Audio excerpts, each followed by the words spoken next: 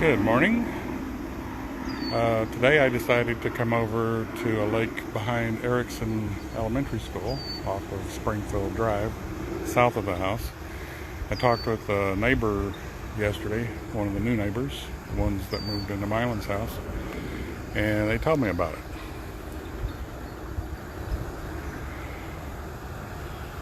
So here we are. I'm actually at the lake now. It's a small lake, but there's a path around it, she tells me. So they are Hungarians, and we're actually the older ones were born in Romania, in the Transylvania region, the center of the country. I think it's in the center, pretty sure. And she was telling me about her grandmother, who's in her 90s and not doing too well, and she wants to go there to visit, but can't because of the restrictions.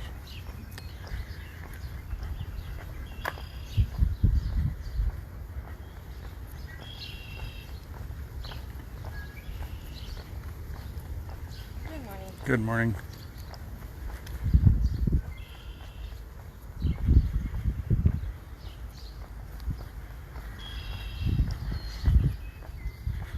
So of course I told her all about the kids.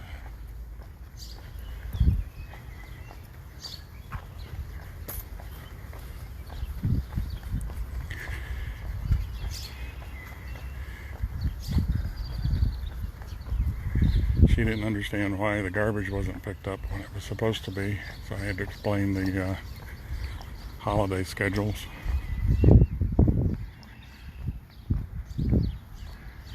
And she can go to the Roselle website to see notifications about it.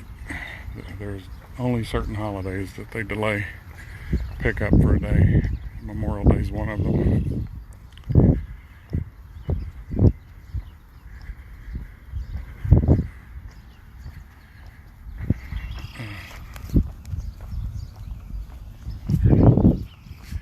I think I can go around this lake once and still get back home early enough. I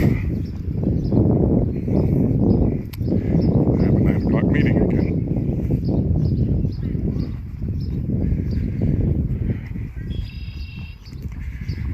Tuesdays and Wednesdays are my big meeting days.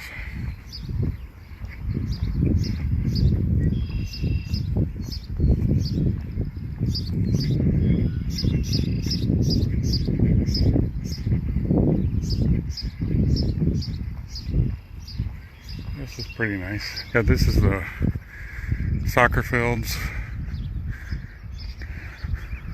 just south of Walgreens on Springfield.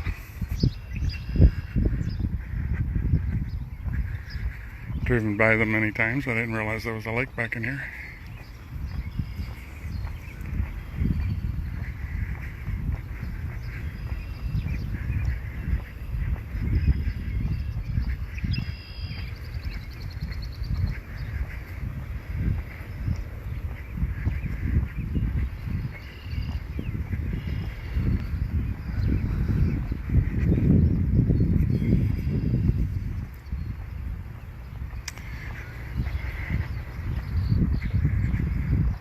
Nice.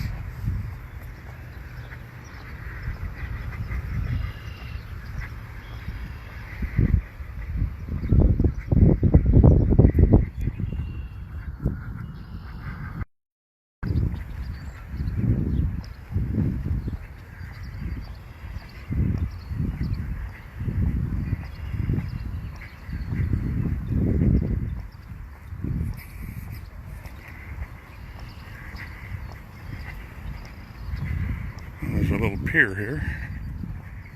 I'll walk out on it and see what the view's like.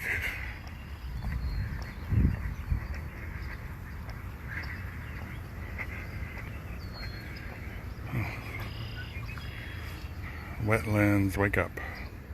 It's springtime in the wetlands. There's a lot to look at in the spring, but there's also plenty to hear. Who said that? Great horned owls are one of the first to start nesting. If you're lucky enough to live near one, you will hear the adult male and female hooting to each other at night. The female is larger than the male, but the male has a deeper voice. Spring peepers are only 1 inch long and have a loud call that sounds like a baby bird. Fortunately, their bodies can tolerate the freezing temperatures that can come with early spring in Illinois.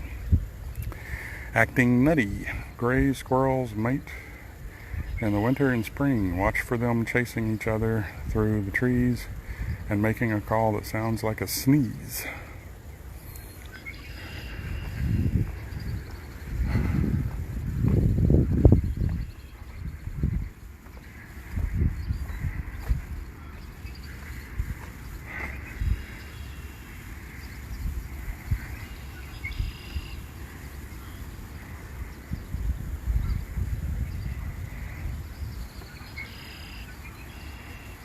Very nice.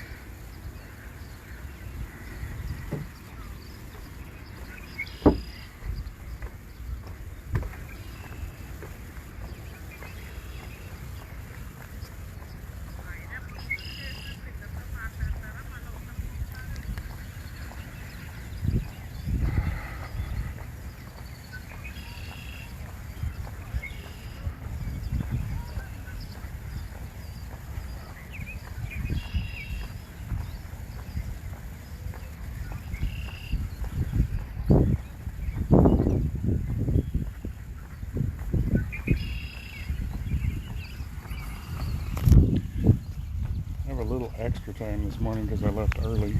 It's only 7:35. I think I could take my time.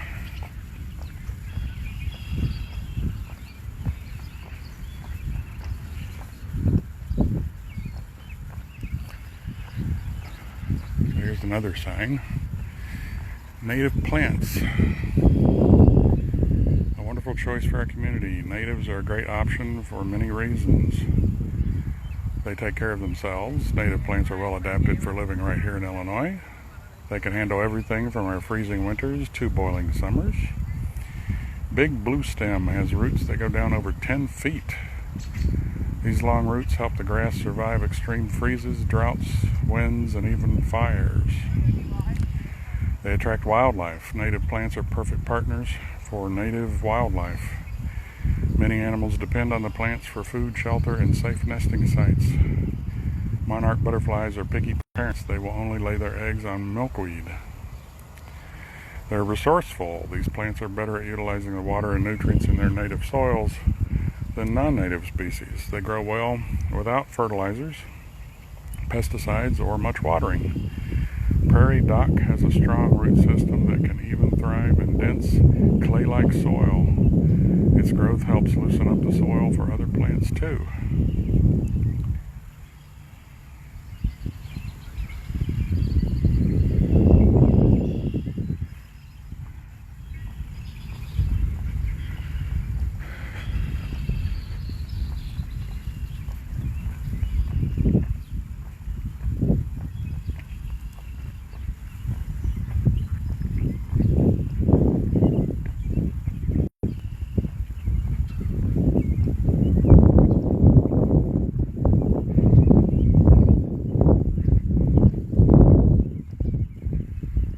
Tracks. Animals on the move in the wetlands. Any animal that moves over the ground leaves tracks. You can figure out who was here if you know what to look for. Muskrat. A muskrat's tail leaves a line between each set of footprints. Raccoon. Raccoon tracks are easy to identify. Look for 5 fingers and toes with a small dot above each one where their claws touch the ground. Deer. The deer's normal track looks like an upside down heart. When the deer is walking on muddy ground or running, the toes spread apart and 2 dots can be seen below them.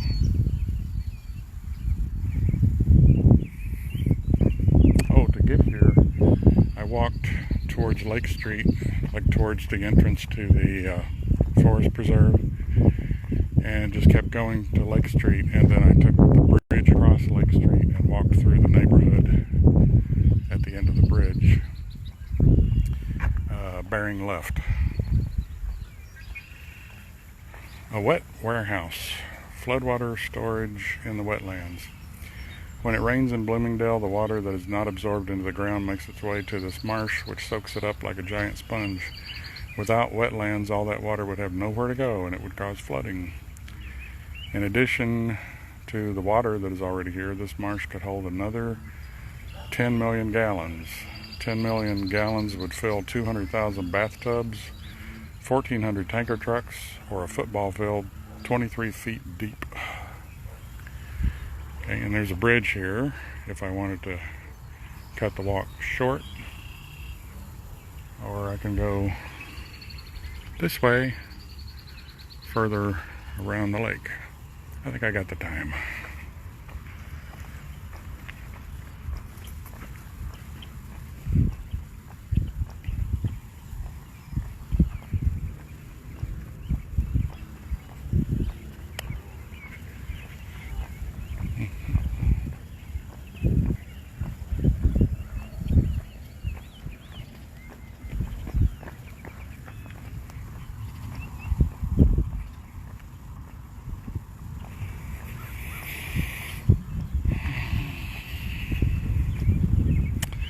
Multitasking. Springfield Park serves the community. Springfield Park has a lot of jobs to do.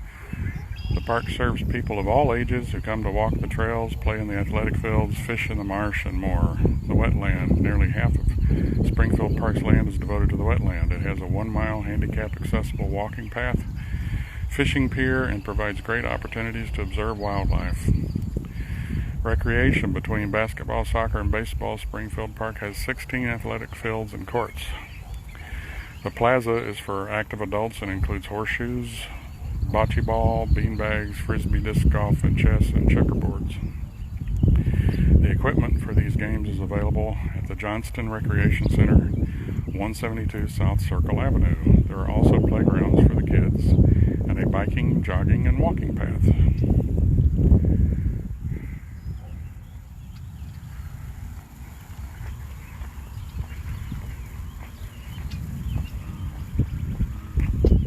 Here's a baseball field.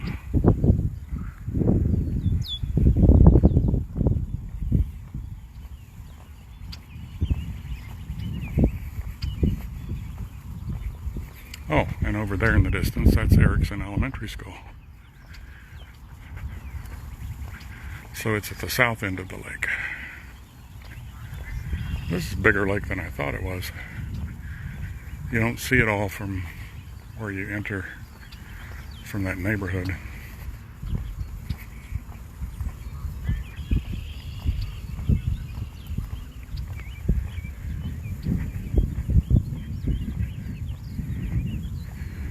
Working the night shift. Bats in the wetlands. There are 12 kinds of bats in Illinois. They all eat insects, and each bat can consume up to 3,000 per night. The bat houses at Springfield Park encourage bats to live here, helping to control the insect population. A bat house should be mounted in a sunny location, high off the ground. The inside walls are lined with screens so the bats have a place to hang while they sleep.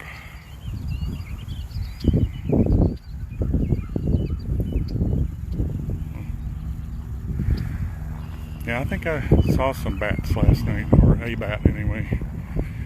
I was sitting in the office doing some work late, between 8 and 10, and I think I saw one by the eaves, flying down from the eaves. Must have been working on getting some insects.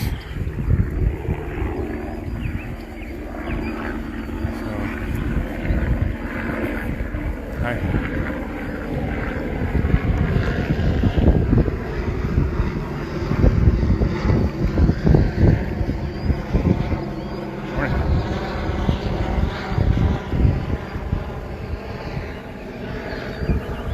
Welcome home. Man-made birdhouses. We can encourage birds to live at the marsh by providing man-made nesting boxes and houses. Eastern bluebirds.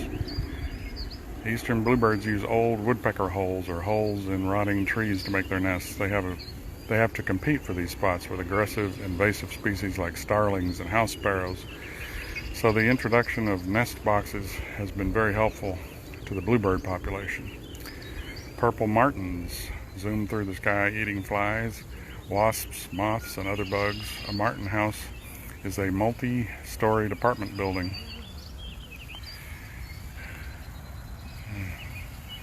It should be in an open area, placed higher than surrounding trees and painted white to reflect the heat. Wood ducks build their nests in holes in trees. When there are not many large trees around, a nest box can be a good substitute.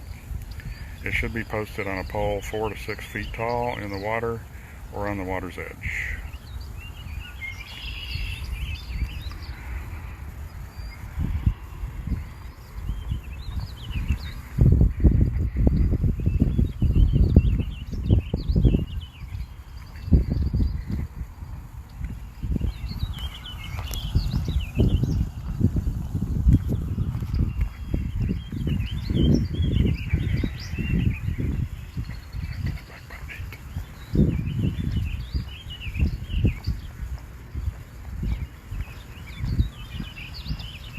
That's interesting.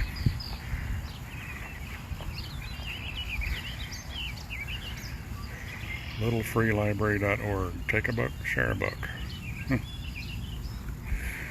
Strange place to have one of those. I've seen them in train station depots.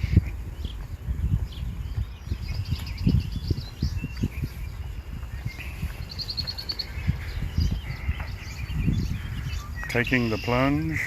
Submergent and floating plants of the wetlands.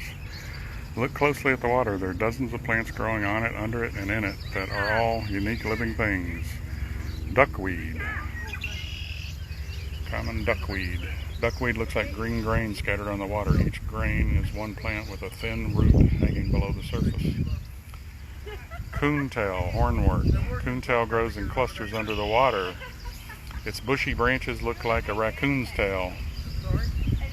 Many small animals use it for shelter, and it's an important food source for waterfowl.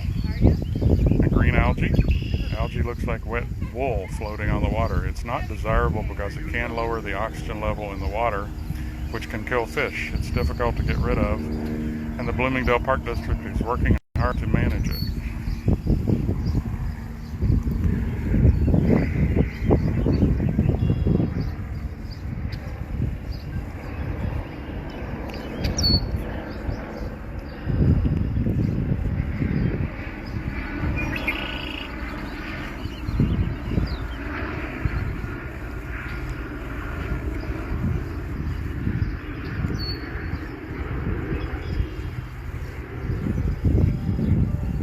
It's definitely a nice place. I'll have to come back here.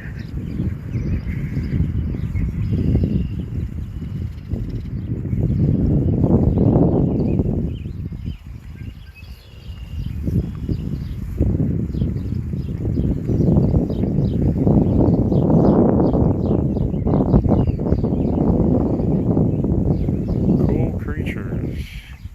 Reptiles and amphibians of the wetlands. On sunny days, keep an eye on rocks and logs, and you may spot a reptile or amphibian catching a few rays.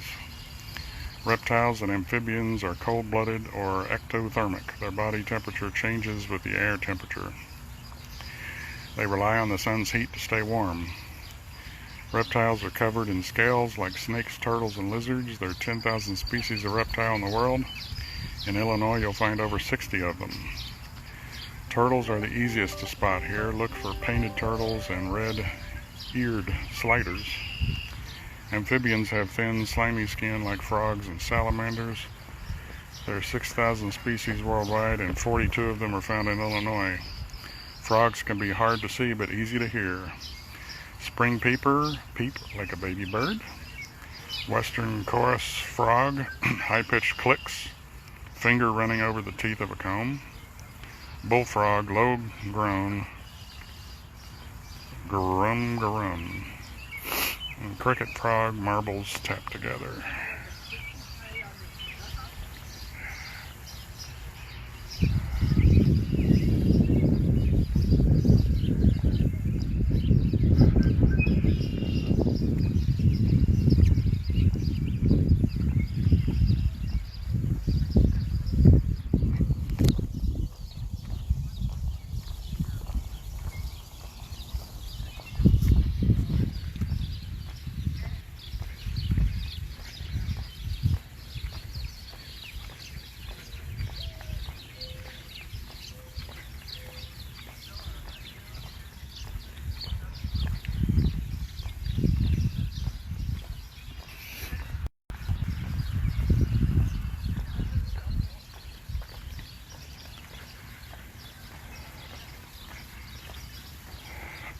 I'm running low on time, but I'll stop with one more sign.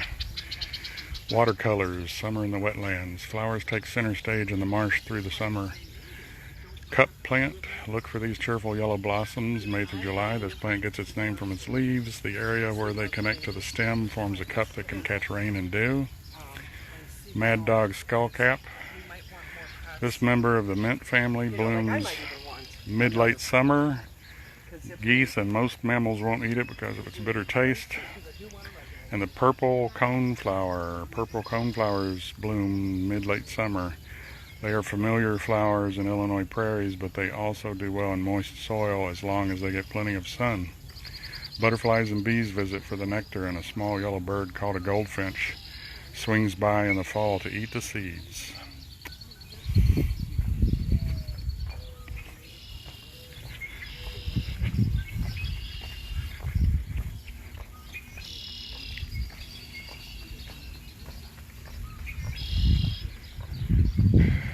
Yes, very nice.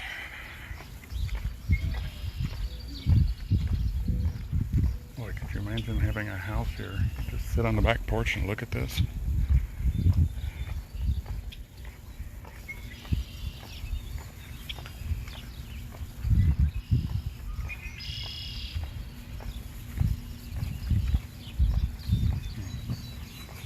There's another path through the homes here.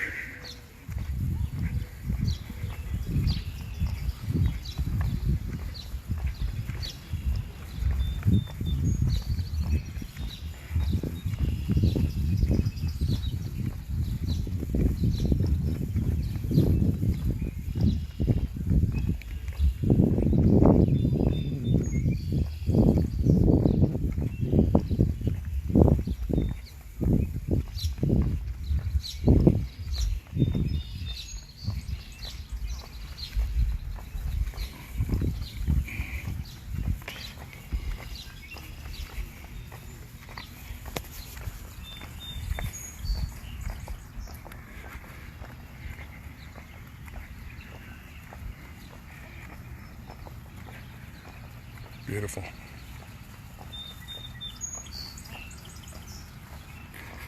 Still don't see anybody joining me live.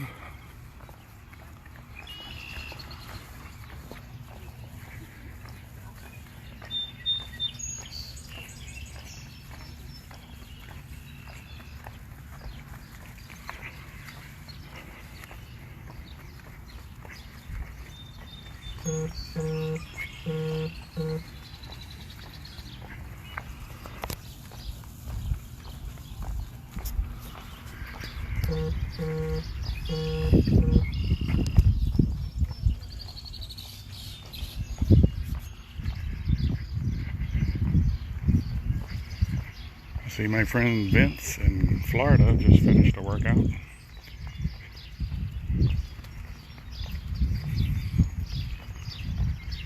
I get notifications from Map My Walk, Map My Run, and Map My Ride. He runs and cycles mostly.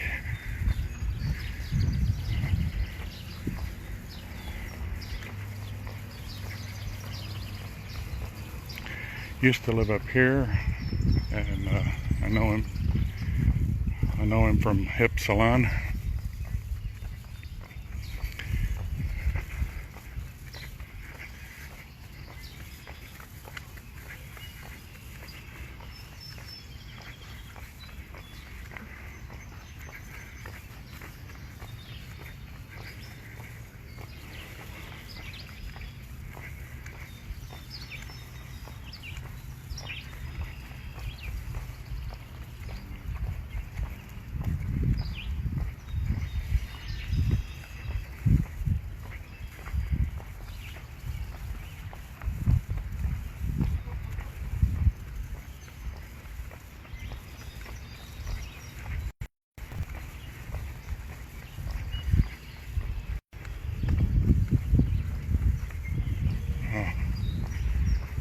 Nice extensive pier here, boardwalk.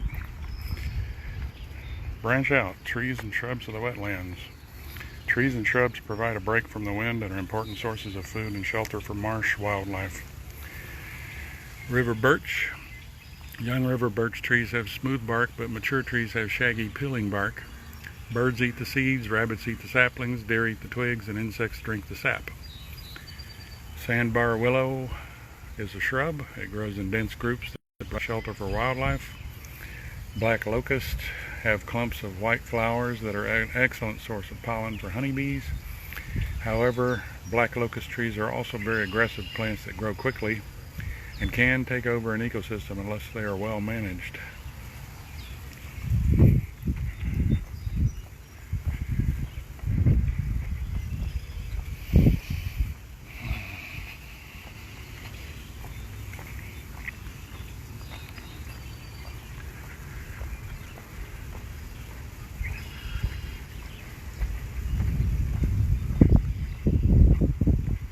Well, sometime when I have more time, I'll walk out on the boardwalk and read those signs.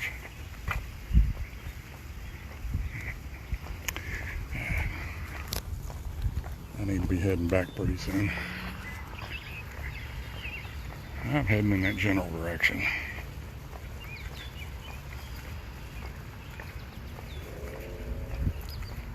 Oh, water wings. Yeah, there's my favorite, the red-winged blackbird. There are over 50 kinds of birds here. There's plenty of space for everyone because they eat different things and nest in different areas. The red-winged blackbird, perching on cattails and grasses, listen for a loud trill, okali. Diet is insects, occasional seeds, and they nest in grasses near the ground. The mallard duck-wedding rental. Look for them in the water or land. Listen for a loud quack from the females, quieter rasping rabe from the males. Diet is aquatic on land plants, worms, insects, snails. Nests on the ground, often under vegetation. The great blue heron, look for them at the water's edge and in trees. Listen for croaking honk, row, row, row. Diet is fish, small mammals, amphibians, and reptiles, and nests at the top of tall trees. And the tree swallow, look for them swooping low over the water. Listen for high-pitched twitters. Diet is flying insects and nests inside a hollow tree or nest box.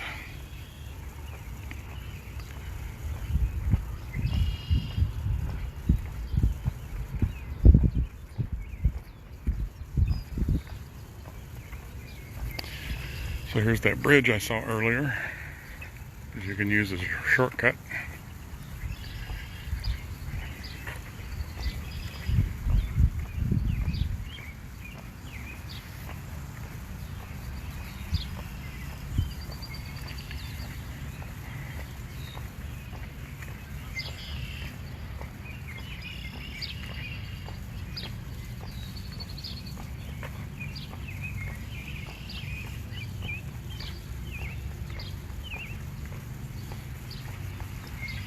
Wet and wild.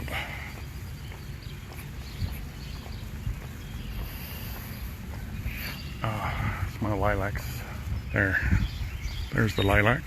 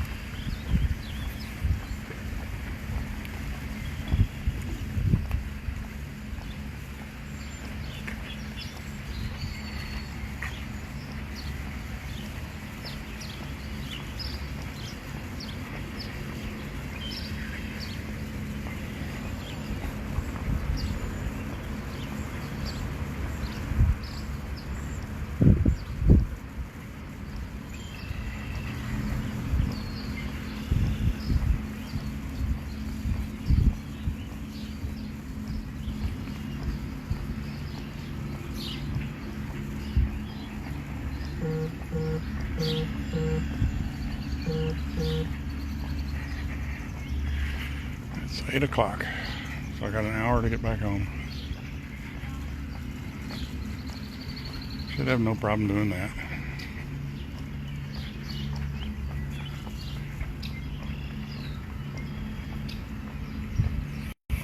Most of my walk has been around the lake today. It's a much bigger lake than I thought.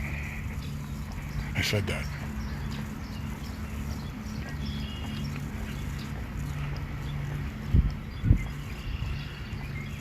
I think here is where I came in. Yeah, right up ahead here, there's a break in the fence. Yep, that's where I came in. So, with that, I will sign off for the day. Hope you enjoyed this episode of me walking. And I will see you next time. Have a nice day.